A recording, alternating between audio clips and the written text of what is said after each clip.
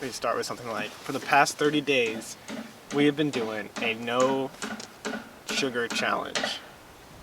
What do you want to say about it? For the past 30 days. For the fastest. For the fast fastest food. 30 days of your life. For the past 30 days, we've been doing a no sugar challenge. Here's how it went. What do you like to say about that? This challenge, we didn't take it to the complete extreme that some people do. We basically just tried to avoid sugar. Quiet! Good. Shut up, cars! Quiet! Alright.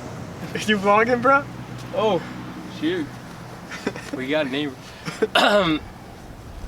We didn't follow it completely like Timmy was saying. We really, it was a challenge. It wasn't like we did no sugar for 30 days. We didn't eat desserts, really. We didn't have sugar. I didn't have candy. We didn't have, I don't think we both had candy. I got sick one time. I had a ginger ale, but I mean, I'm not like upset or anything about it. Like, honestly, I feel really good about this challenge, and I feel a lot healthier at the end of it. Yeah, definitely. I think the biggest change was just being a lot more conscious about what in general we were eating.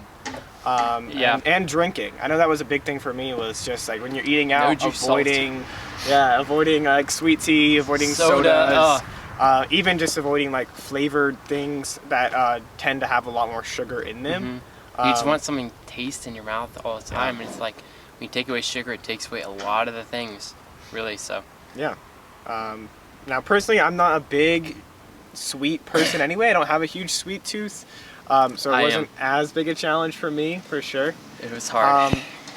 But it definitely made me a lot more conscious, because even when I was like at work, where I work in a kitchen and I do a lot of baked goods, I would find myself thinking about sampling things and things like that, and I did a couple of times. But again, I'm not ashamed of that. I don't feel broken up about it, because this isn't about being perfect. It's about making a change.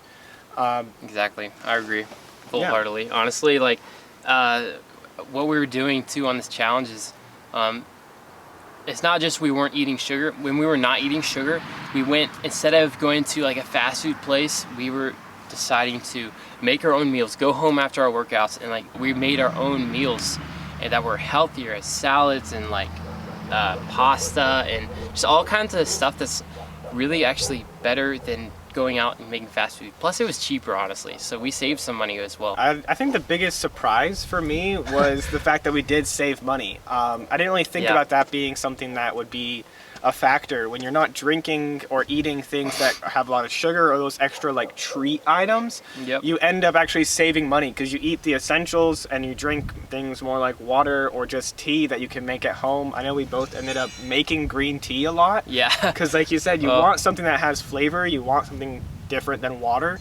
But if you're drinking anything else, even the most like store-bought teas and coffees have sugar in it. Yep. And not just natural sugar, but a lot of added sugar. So we definitely saved money and avoided all that, which was good. Timmy noticed something too. We went to a fast food place, and he accidentally got sweet tea. Yeah. And he was like, oh, this is like syrupy. He's like, this is terrible. It was just normal sweet tea, but we're so used to like the no sugar. Like everything is sweetened to an extreme nowadays, and I feel like that's probably one of the major problems of why people always have like a gut and always have like 50. What is it? Ratio now, 40-50% of Americans are obese now. It's just like crazy. I think this is one of the main problems to that, and I really think that if a lot of Americans just would cut out just sugar alone, and do what we did, maybe have it every now and then, and just don't always eat sugar, not always after every meal, or I have to have dessert after every meal and all that crap. I find that kind of ridiculous, honestly. Yeah, what do you have to say? I think a big part of it has to do with like how your taste and your habits are built.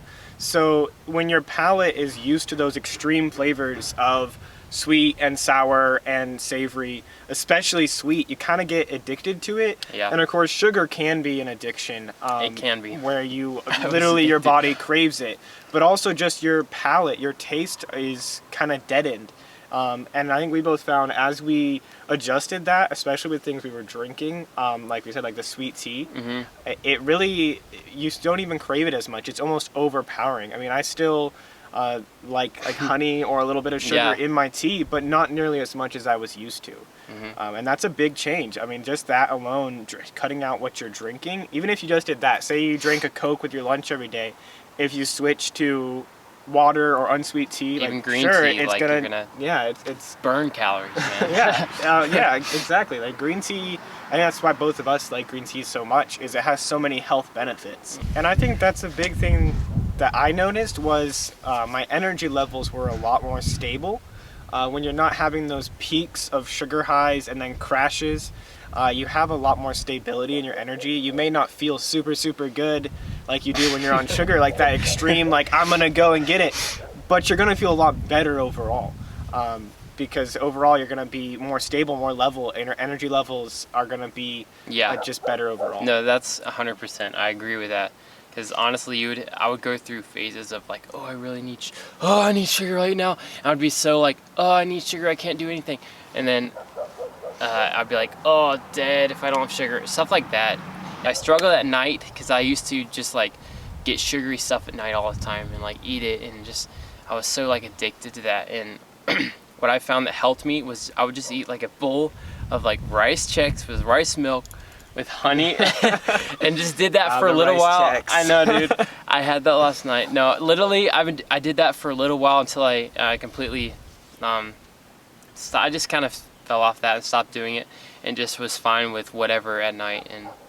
But I really broke my addiction at nighttime of eating sugar and sugary crap. So that was one of my, I didn't even notice actually till I thought of it right now. So that's one of the things that's crazy. It's like at night I would always want sugar, and then I found out I don't actually need it. It's just my body saying, oh, I want it, but I don't need it. Yeah, it's all about that habit, for real. In conclusion, I think we're both excited. I know I am to continue this challenge, not with the... I agree. Not as extreme even as we've been doing this month, but I know that I am looking forward to continuing this and other challenges. This is not going to be the last thing we do, and definitely not going to be the last video that we post.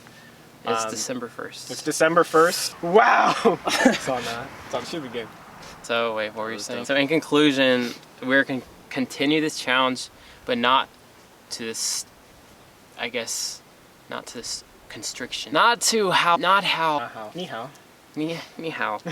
It's just nice to not have that feeling of, oh, I want sugar all the time. Anyway. Yeah. So, cutting that out first made a big change, and I'm looking forward to see that change continue. Yeah. Sweet. Thank you guys for watching. Make sure you subscribe and like the video if it's cool. If not, give it a thumbs down. Absolutely. We welcome the feedback, and we'll see you next time. Appreciate it. All right. Sweet. That was awesome.